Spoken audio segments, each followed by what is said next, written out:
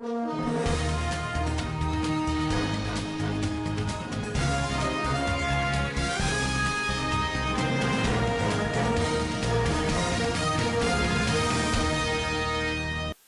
and welcome to Standard Voice Television Global News. Today, 8 June 2026, equivalent to Islamic calendar 22nd Zulhijjah, 1447 after the Hijrah of the Noble Prophet.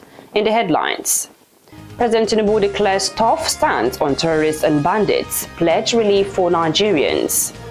Federal government clears 5 months allowance arrears for university lecturers. Joseph Operation Hatland Kai rescued 360 kidnapped women and children in the northeast. On the international scene, Israel, Iran exchange fire despite President Trump's call for restraint. And on sport update, Coach Madugu faces selection challenge ahead of Falcons friendly against Senegal. Details of these and more will be coming to you in the news bulletin. I am Sumaya Mustafa. Stand by. President Bola Ahmed Tinubu says his administration will not surrender to terrorists, bandits, or any form of criminal intimidation, while pledging to intensify efforts to ease the economic hardship confronting citizens across the country.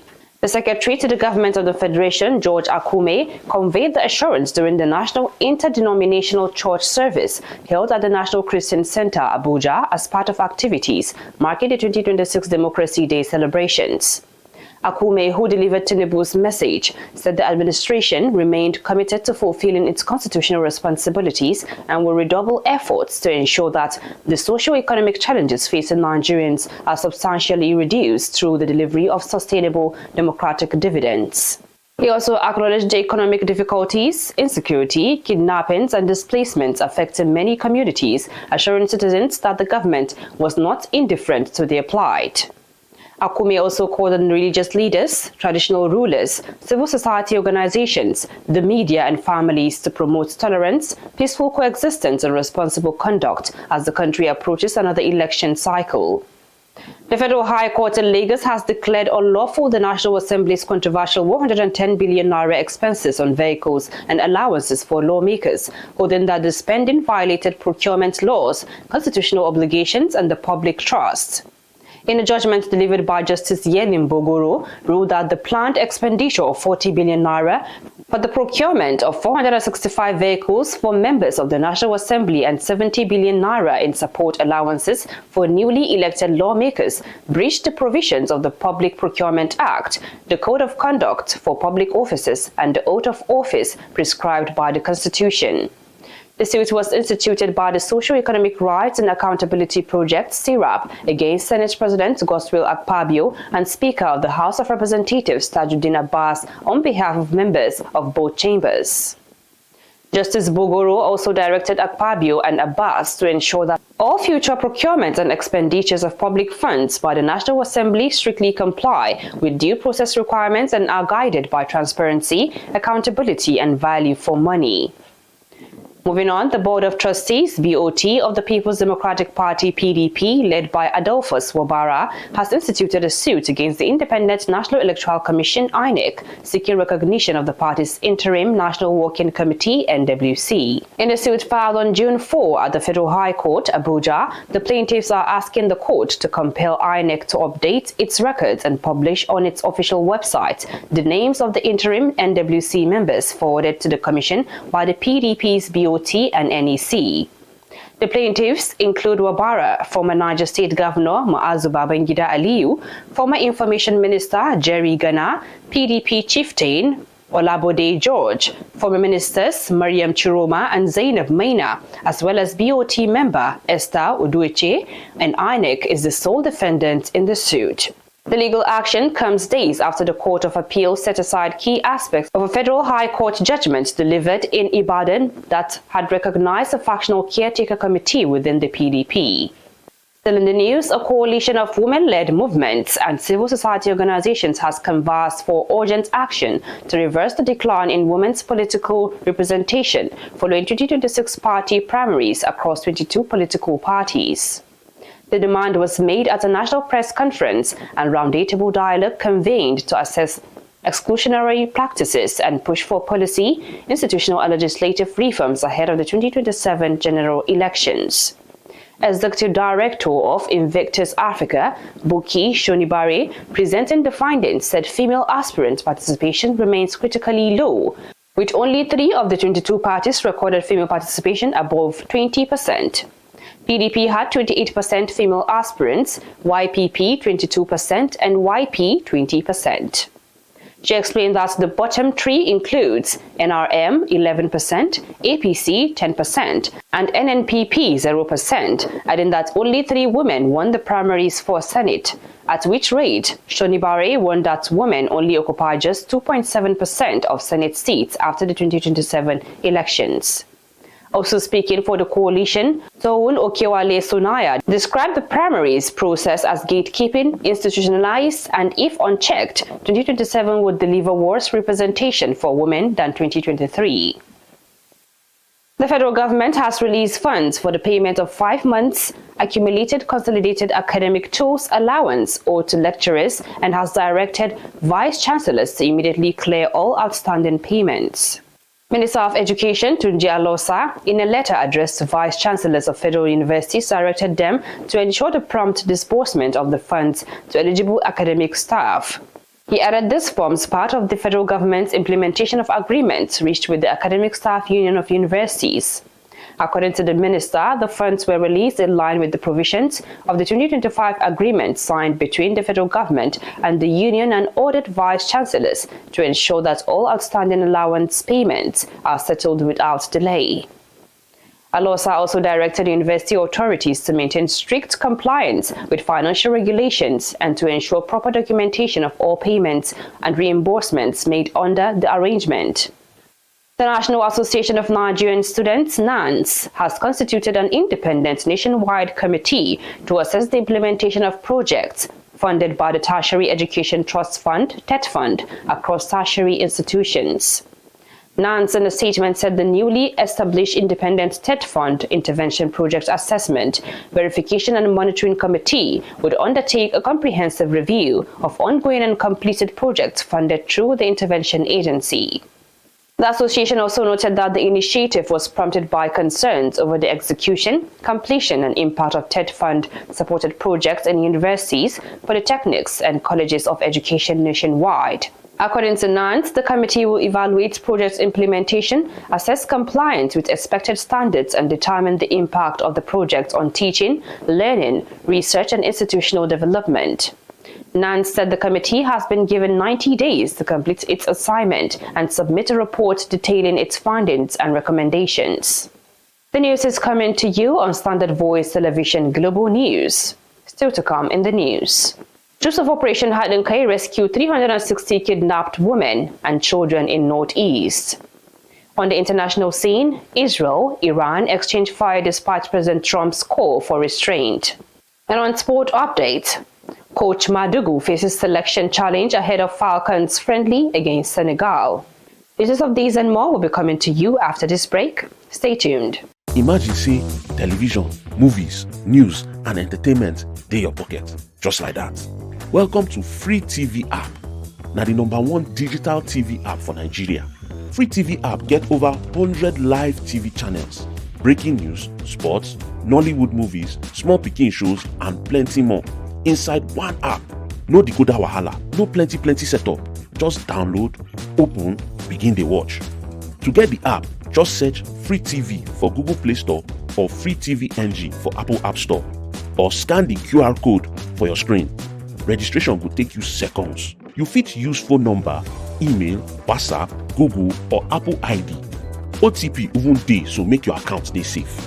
For inside the app, the live TV section get over 100 licensed channels with program guide, pause, rewind and catch up. Free TV no be ordinary app. Na digital revolution. Download Free TV today. Welcome back from that short break, and now the news continues. Troops of the Northeast Joint Task Force, Operation Hadenkei, OPHK, in partnership with Special Operations Forces, have rescued over 360 civilians, mostly women and children, who were kidnapped by terrorists from Goshe community in Goza local government area of Borno State. Military sources said the rescue followed a coordinated operation conducted on June 6 across several locations around the Mandara Mountains. According to the sources, Special Operations Forces carried out preliminary missions and disrupted activities within terrorist camps. According to the sources, Special Operations Forces carried out preliminary missions that disrupted activities within terrorist camps, creating the conditions for troops of the 26th Task Force Brigade to successfully extract the captives. Earlier updates from Operation Hadankai had showed that some of the captives were rescued during previous operations in the Mandara Mountains, an area believed to serve as a hideout for insurgents. The latest operations, however, recorded a tragic setback, as 2 infants reportedly died during the rescue effort due to the default terrain encountered while evacuating victims to safety. Moving on, the Nigerian Air Force has deployed an aerial surveillance aircraft to Bakin Airport to rescue teachers and pupils kidnapped from Yawota and Ahoro Esinele communities in Orire local government area of Oyo State. Now, spokesman Air Commodore Ehimen Ejodame, in a statement, said Governor Seyi Makinde made this known during a courtesy visit by the representative of the Chief of the Air Staff, Air Marshal Sunday Anike, and the Air Officer Commanding Logistics Command, Air Vice Marshal Abubakar Sule.